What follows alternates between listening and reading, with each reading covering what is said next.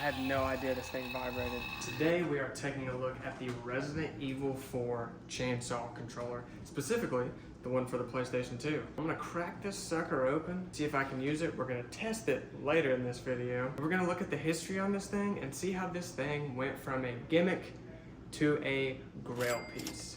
So let's look at a little bit of history on this thing, then we're gonna crack this bad boy open. Okay, so back in 2005, alongside the Resident Evil 4 PS2's launch, a manufacturer named Tech, which was licensed by Capcom, released the chainsaw controller on PlayStation 2, and a separate version was also released for the GameCube that is yellow with red blood splatter instead of orange with red blood splatter. So if you're familiar with Resident Evil 4, the chainsaw controller is modeled after Dr. Salvador's chainsaw from the game. It's complete with blood splatters and weathered wood grain detail. And you can pull the starter cord that actually triggers a chainsaw sound effect and causes the controller to vibrate.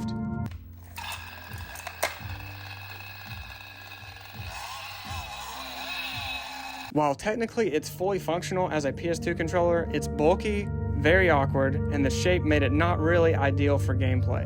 It was definitely more of a collector's piece than a practical input device. And as you saw previously, it came with a display stand to show it off like a trophy, which is what most people did. This thing originally retailed for around $50 to $60. Today, sealed or good condition units can fetch between $300 and $800 just depending on the version and condition. The GameCube version generally was more rare than the PS2 version. Despite its impracticality, some hardcore fans actually played through parts of Resident Evil 4 using the controller and posted videos to prove it. Now my challenge is to see someone play the entire game through with this thing. A little zip tie around the chainsaw. Let's get that sucker off.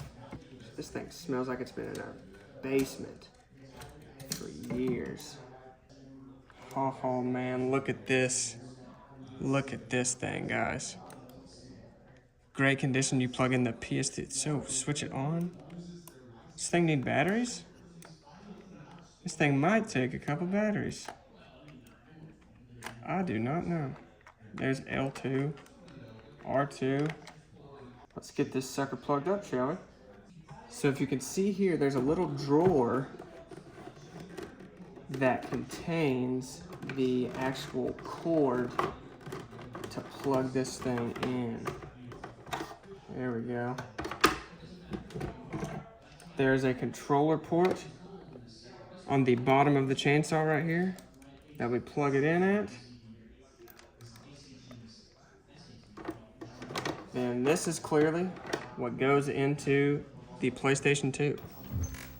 So I know there's some background noise going on. We got it on. Listen to this.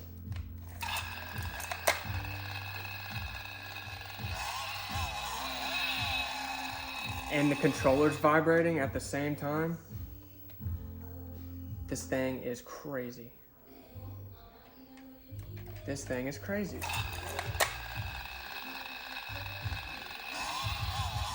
I had no idea this thing vibrated. I had no idea it vibrated. All right, so we got RE4 loaded up. This is a game that this is probably the second most played Resident Evil game I have. So one thing, this has a sensor in it.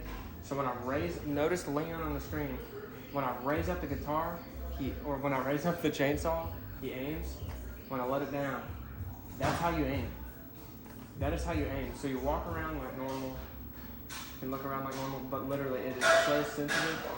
I have to hold this down. I have to hold it down unless I say it. Definitely not user friendly. Yeah. Here's the first cutscene. So let's sprint a little bit and go in the house. We all know this scene, right?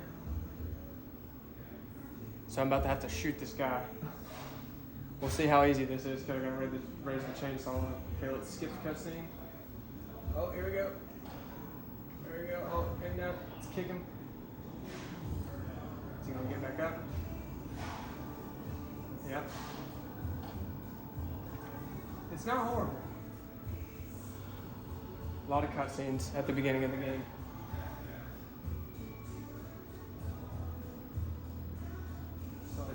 take the handgun ammo.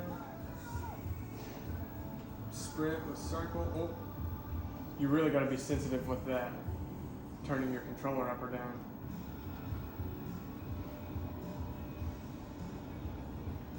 Okay.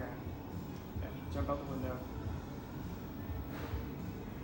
Oh, here we go, here we go. Oh man, wasn't quick enough. Oh gosh, got him in time. Let's get out of here. Let's put the gun down, let's get out of here. What's up, dude? Hey, Hey. making a video, I see. I'm making a video on using the chainsaw controller. It is very impractical. This can probably go without being said. This thing is cool. Pretty cool. But not practical. Closing thoughts. This thing, first of all, is super cool. Would I recommend playing it? No. I would love to see someone do a full Resident Evil 4 playthrough while playing with this thing. This is an item that a lot of people are looking to get into their collection, and it saw a spike in prices whenever the Resident Evil 4 remake came out. And if you didn't know, I'm trying to collect every cover art variation of every Resident Evil game ever made. So hit that like and subscribe button for that, and stay tuned for that video. But this guy, is it practical? No. Is it super cool? Abso-freaking-lutely. Thank you guys. Let me know what you think about this controller in the comments, and thank you all so much for watching. I'll see you later.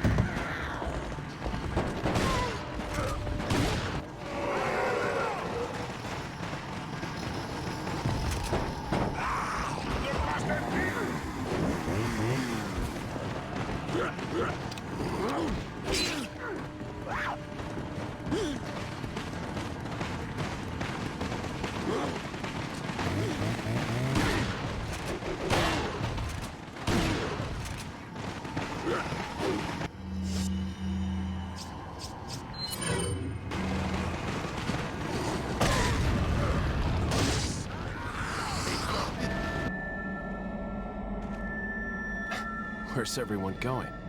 Bingo?